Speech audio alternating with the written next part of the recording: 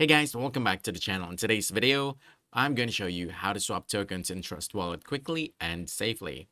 But before you start, you want to make sure you're using the latest version of Trust Wallet. Updating the app gives you access to the newest features and the latest security improvements. Now, once you're inside the app, you want to look at the bottom menu and tap on Trade right in the center. And from here, choose Swap. Now, this is the fastest way to access the token swap feature. And from here, you'll see two tokens selected. One you're swapping from, and then the other one you're swapping to.